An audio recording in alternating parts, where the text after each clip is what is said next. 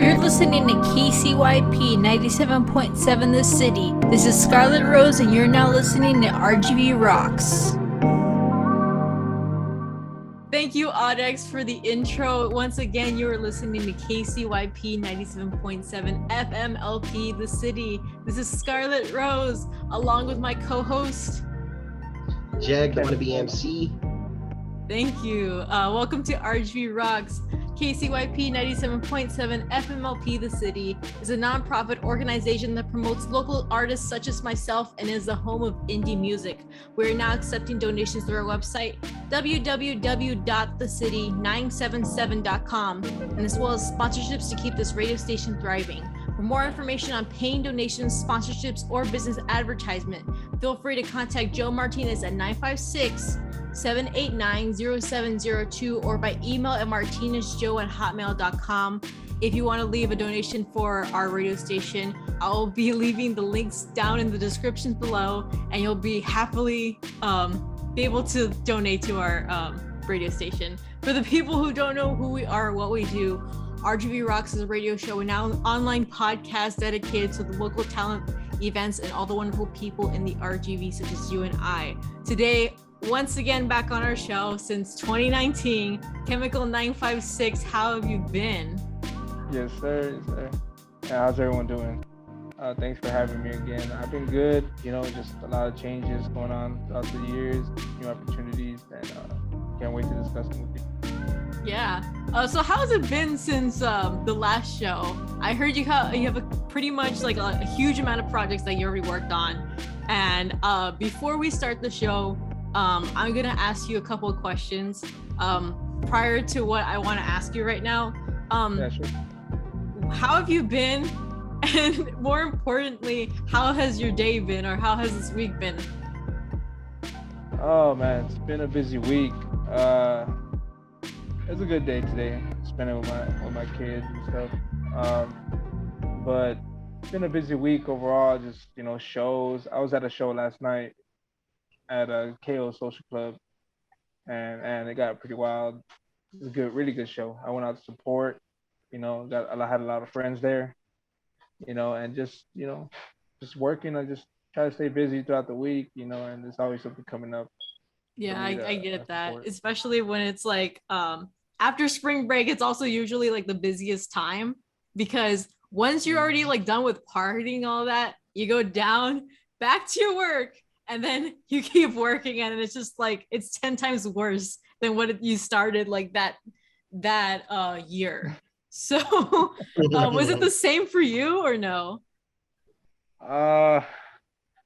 Sometimes it could be a drag. Thinking about go back to work and whatnot. But I'm always working technically, so it's like even if I'm not working physically somewhere, like I'm still doing music and I'm still like this and that, mixing and mastering and etc. So I'm always doing something. So it's like for me, it's just ongoing flow of just a hustle mentality I have to have. With this music stuff, especially on my other hand. Yeah, I get that, especially like living like, okay, you got yourself like the music business, and then you also have your life at home, and it's kind of like Right. hectic going back and forth between that. I feel You that. gotta find some balance. That's what it's all about. It's like switching between lives. Yeah, somewhat, so close to that. Especially like you gotta put on your professional voice and do your job if that's what you have to do, and then you come back and you're not like that. So it's definitely something like that. But yeah, it's just I've been doing this so long that I'm working towards, so I can just make music and live off music, and that's like the goal, and I'm almost there. It's just crazy, like with all these opportunities that have been happening over the years, so since the last show, and I could see it like happening already, like in the future. And so it's like any musician's dream, really. Just to work on, do what they love and get paid for it. And since the last show, it's been since 2019. Can you believe that? It's been a couple of years since the Yeah, last interview, actually. definitely Um, has. Going back to 2019, because you're also running for RGV Producer of the Year, right? If I'm not Yeah, mistaken, or in that 2019. year, 2019. Yeah, I was entering. I just came back from working out of state for like a couple years, and came back to the valley, and I was eager just to get in the competition and prove myself. And well, I ended up losing to a good friend of mine named Skinny. Shout out to Skinny. It was real close, real close. It came down to one vote, and I wasn't mad. I just stayed, observed, and you know, picked back up, back to the drawing board, and just went all in next year. And that's what happened. I ended up winning next year, so it played out well. Yeah. I also heard that you are judging this year's, if I'm not mistaken. So there is a beat showcase happening on the 29th of April, and I am judging. And I did judge the past 2021 Producer of the Year Oh, okay. against as a judge, and that happened in December of 2021, before 2022. So yeah, we did that at Flying Walrus, and it was a good turnout. Definitely competitive. And my runner up, the person that lost to me on my year, 2020, he ended up winning. Jace, shout out to Jace, man. He's a good guy, and he deserved it that year. It was really good. That's pretty good. So yeah, just I had a choice to enter this company beat showcase that's on the 29th. They offered me to join, and I could have, there's a cash prize and stuff. Uh, I had the option to join to get in the competition myself, but I sat back and thought about it, pondered, and I was just like, how is the judging gonna be in this? And I was kind of concerned, and for the overall, like, cause I could have been like, oh yeah, like I'm just gonna enter and like, try to win a $300. Sure. But people don't really think about the outcome. Is it gonna be fair for the person that's gonna win? Or there's gonna be like some bias, something going on? So I wanted to input that myself and really just like uh not be so standard and just do it for the better of the whole scene and the whole beat showcase for producers that to come out and promote their work, because I feel like they're overshadowed a lot. Mhm. So I really just gave myself, that position, like, hey, I wanted to judge, and then I brought in my people that I know that were judges the years before, so they all follow along with me, and they're like, yeah, like we're gonna make sure this is right. So there's a big. We thought of the bigger picture, definitely. As a former judge of the RGV producers to the actual beat the beat making The competition. showcase, yeah. Oh, showcase. Yes, there we go. I was trying to figure Okay. out what it was called again. Yeah, But it's a big showcase. how does that go? Is it pretty hard to like judge beats and also like producers and like things that they make? Uh, I mean, really, for somebody that's been doing this so long and knows what the industry standard is at, there's a lot of factors that come into to play when you're judging when it's something so uh detailed and sensitive, as music is. You have to pay attention to everything and how it combines together. That's one of the reasons why one of the person, the runner up from last year for 2021 Producer of the Year, Jay Gucci, um, he um, he lost not because his beats weren't as good as the other guys as Jay's, but he lost because his quality was a little bit less than Jace was. Jace was just like Okay. high quality, hitting hard, never letting up, and more Jay Gucci had his beats were wonderful. He had the highest score from the judges that night, and he was set up to like pretty much win. But it all came down to the quality. We really graded on the quality of his production, and it was kind of more on the lower side compared to Jace's, and we just could tell real quick. All of us all the judges aligned on that factor. So yeah, it gets pretty intense. It really does. And you might get some people that are gonna be like, oh no, this and that. But really, like, uh, we have no biases, when it comes to really fair choosing, because we know we all been in that position before, where we got biased or judged or something. We felt that we seen that happen in other types of areas and types of shows. So we never wanted to be that way. We want to be as transparent as possible when it comes to how we handle ourselves and how we take uh, how serious we take the music and how we critique it. Mm-hmm. Okay, going into, sorry about that. I kind of dozed off for a bit. I was like, wait a second, what's my next question? All right. You're But good. going into judging as well, because I've also thought about this like long and hard. Do you see any rookies like going into these competitions, or is it more for like already Uh, well-known producers? that's a good question. That's a good question, Destiny. I do see some new faces, like coming out of nowhere.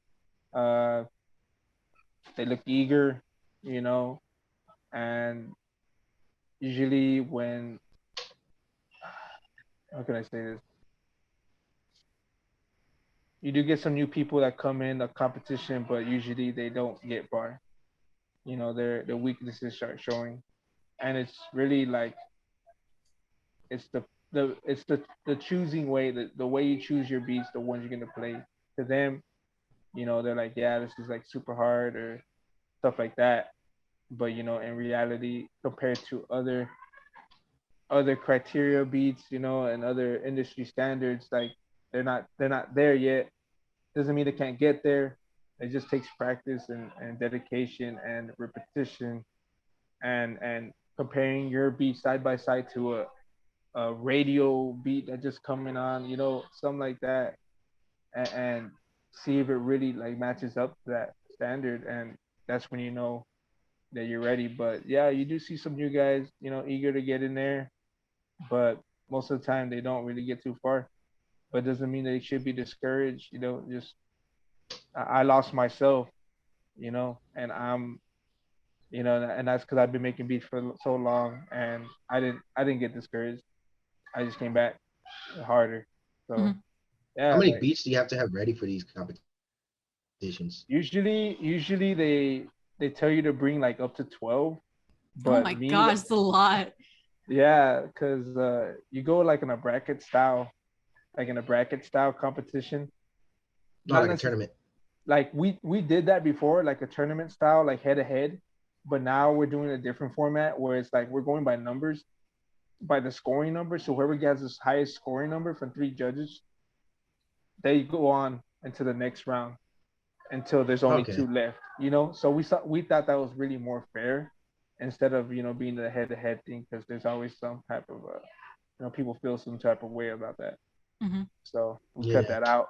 We cut that out and went straight to the numeric uh, critiquing, and it's worked out so far. You know, um, but yeah, uh, I get a lot of I get a lot of people hit me up and they're like, yeah, like, what do you think of this? What do you think of that? Like opinions, friends, and stuff. And I tell them, you want to enter the competition, maybe you should, uh, work on it, man, and make sure you're perfect and to what you can be and where you see yourself as, so you can put yourself out there. And a lot of people don't like losing, and sometimes you gotta take a loss in the competition and take it. If it hurts your pride, then sometimes this music is really, it gets really dirty, so they got to be prepared for that, have some hard skin. Not everything should be taken so serious, but With that being said, what some advice do you have for newcomers that want to join these competitions? good question, man. Make beats every day. make beats every day. It doesn't matter what it is, what type, or what you like, genre wise. Just do it every day if you can, or if you can't, find time to do it every day. Whenever you can, find the time, because there's people out there that really are like doing that. What I just said, they're on that every day. They want to be the best. They want to prove themselves. They want to like they're working so hard building their catalog and stuff like that. And there's some that are like they're kind of sitting back and jumping in and out. They don't take it too serious. And there's a huge difference, a person taking it serious and wanting and they really want it and they're chasing for it, and then there's others that kind of like ponder and then sit back and then come back and when they can, and it really shows. And it just takes longer if you just chill out. um so it's really up to the person to decide if this is what they really want to do, or it's just like a hobby, and that's where it differs. Now, for the eager rookie, what software do you recommend for them to use?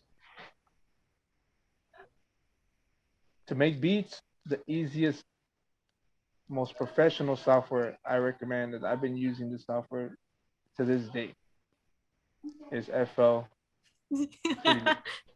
It's been talked about Yeah. so much on our show that everybody uses like Yeah. FL, and then I No, think and I know there's people that say, "Oh yeah, I use FL to record," and well, no, I don't know why they do that, but everyone to their own thing. But I always recommend people who do that do not record on FL. It's not made for recording. I know you can record, but that's for inline recording, guitar and like stuff like that. That's not really meant for vocals, because it's not the processing in the system. Even the owners of FL say that it's not really made for recording.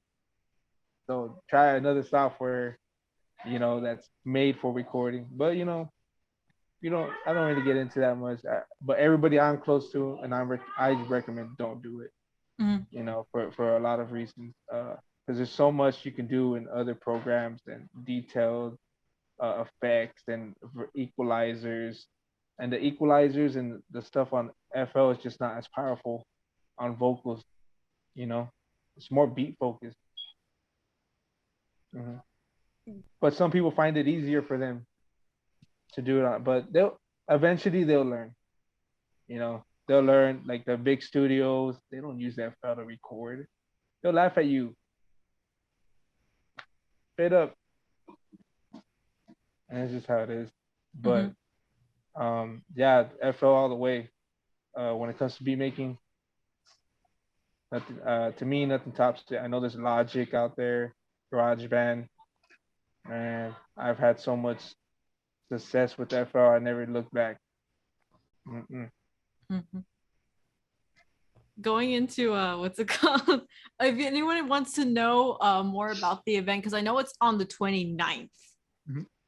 Do you want to talk Right. about like where people can go see it, if it's going to be on Facebook Live, like Yeah, I'm pretty sure it's gonna be on Facebook Live for people who can't make it. But it's gonna be at the White Rhino in downtown McAllen, 17th Street. Anybody can go and check it out and look into it. There's people promoting it right now. They're doing a flyer and the flyer's already out.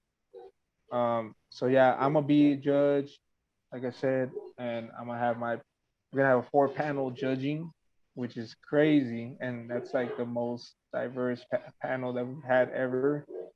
And I think it's cool because nobody can say, oh, this and that. Some person is biased. Like there is no way a 4 panel judging can be biased or have some favoritism.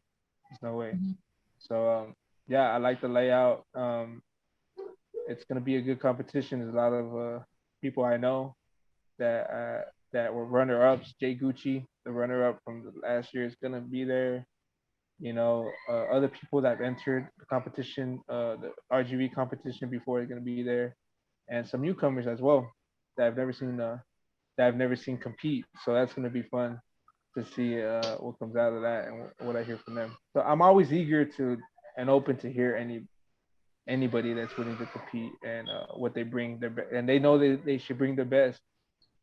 So I think it's gonna be a really good show, and yeah, um, it's gonna be like 12 contestants as well. So yeah, it's gonna be fun. So going into your newer project, well, actually not your newer project, but your newest project, you did a beat for one of the songs on Reservation Dogs. You want to talk Mhm. about that? Yeah, sure. So that beat how it came about. Um, my homeboy Sten Jotty, I met him in Iowa. When I was out there, 2016, and we've been friends ever since.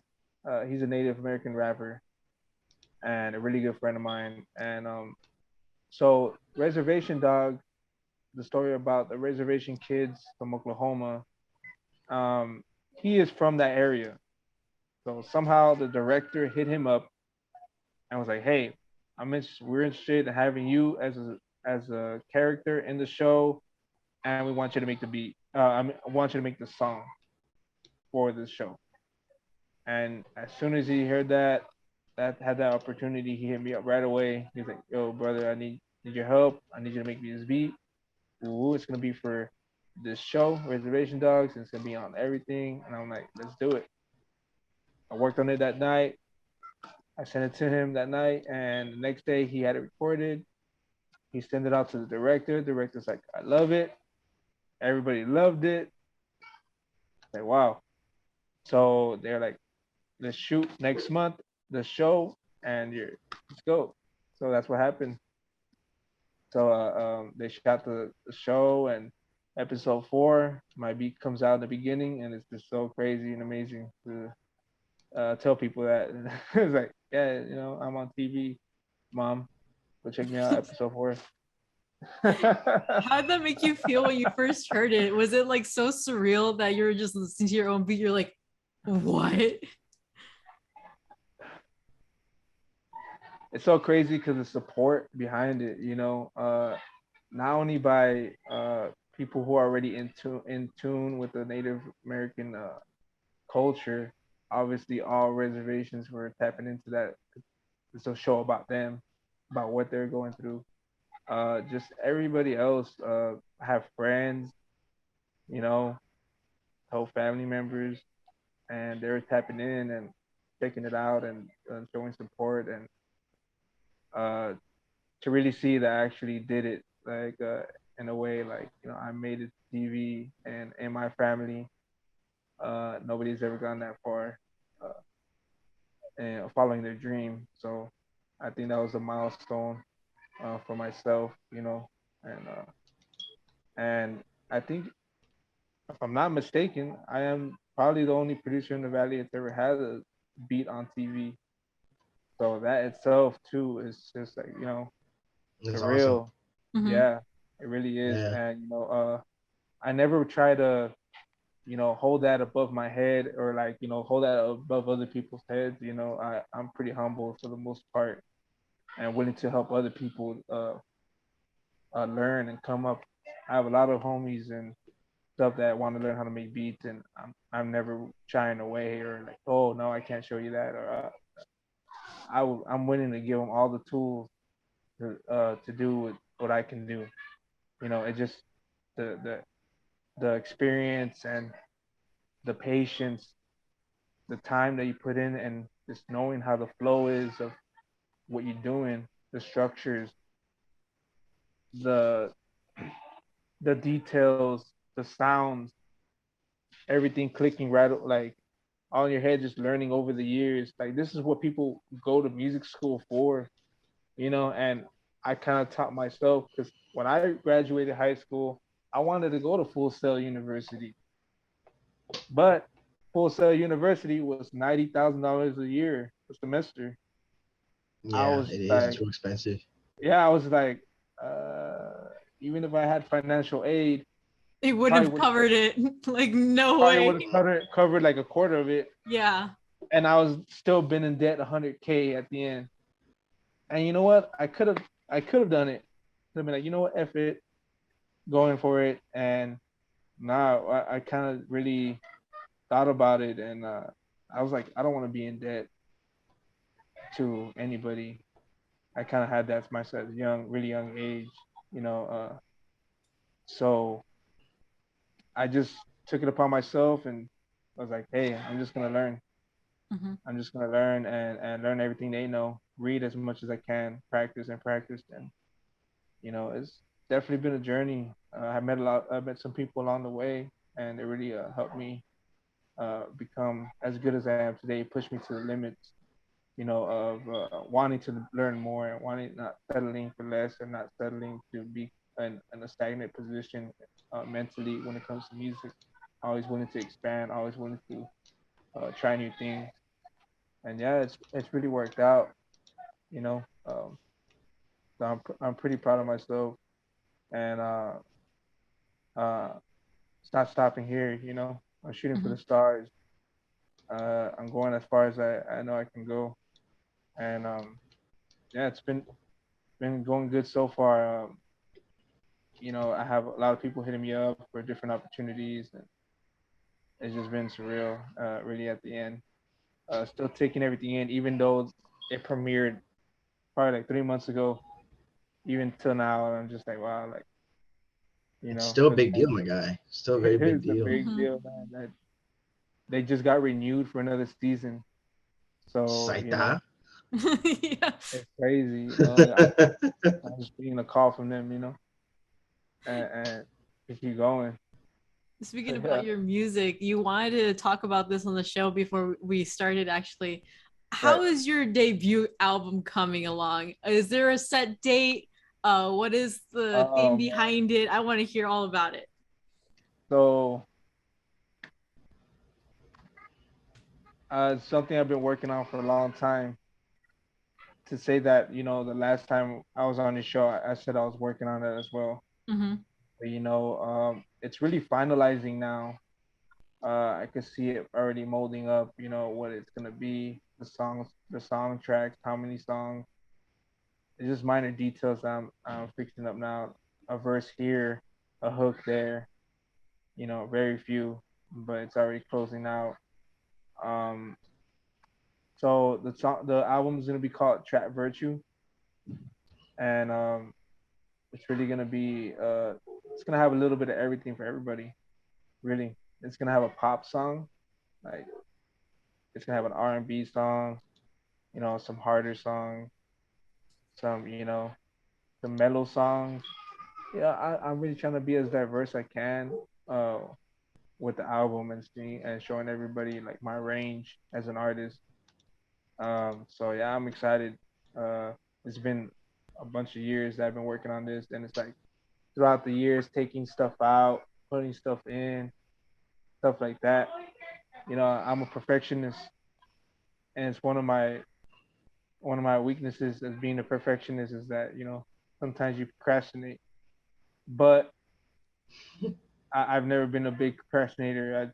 I've always had to say that I'm gonna do it. So I'm also working on a website to sell my beats on. So I'm Awesome. kind of just like lining that up. I'm gonna have the website, drop the album, push it out together. It's gonna be perfect. Mm-hmm. Like I have this whole vision, and it's just like yeah, it's already almost happening. I have the web developers working on it already, just on standby. I'm uploading 100 beats on there just Oh right wow. off the rip. Yeah, off the rip, I'm just uploading 100. There's some people out Wow. there That's that don't even have 100 beats on their site yet. Like, so I'm just like right off the rip, just throwing 100 on a there. very smart move, man. That's a very Yeah, smart move. yeah, brother. So years in the making, man. Really, planning and it's all it is, man. Just the dedication of not keeping your eyes off the vision, you know, um, and being persistent, you know.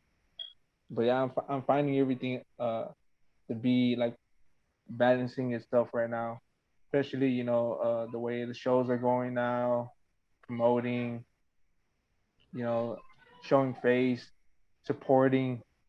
It's playing a big part, how things are gonna play out when that time really rolls out. And what's it called? How long do you think it'll probably be until you release it? Like, what's the estimated time? 6 months. 6 months. Gotcha. So we'll interview you then in 6 months. Yeah, definitely, definitely. Yeah, there'll be a lot more stuff to talk about then. You know, I'm excited. but so am I, um, man. I want to wrap up the show really quick by saying thank you so much, Kemikal956, for joining us here on our show. Thank you so much.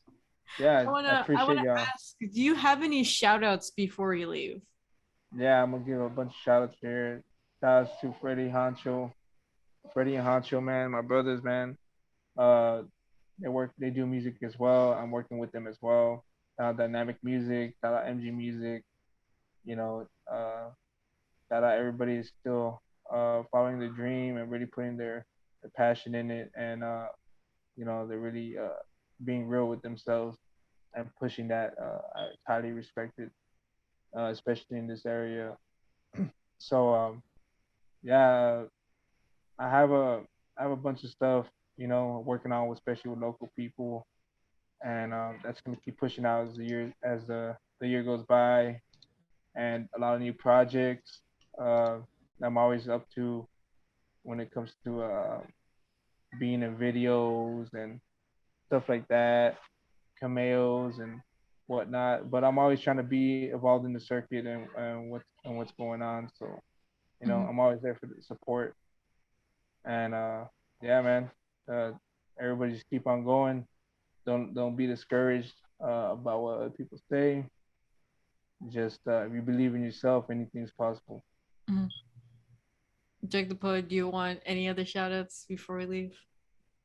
Yeah, shout out to my Instagram page at Jack the Poet. I'm currently doing a album rollout. I have every single day I'll be posting a brand new poem and short story that leads to the narrative of my new album called Void. I'm really excited for that. So if y'all want to check that out, I'm on Instagram at Jack the Poet.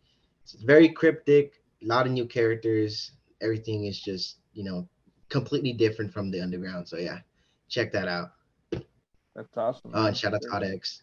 Very Actually, awesome. really quick, Chemical, because I just remembered something. What are your social media accounts that people can follow you on? So that way, like, people can like listen in sometime or Yeah, like, sure, sure. So you can find me on Facebook by Kemikal956. I have my artist page. Yeah, my personal Facebook, Michael Chemical Aguilar.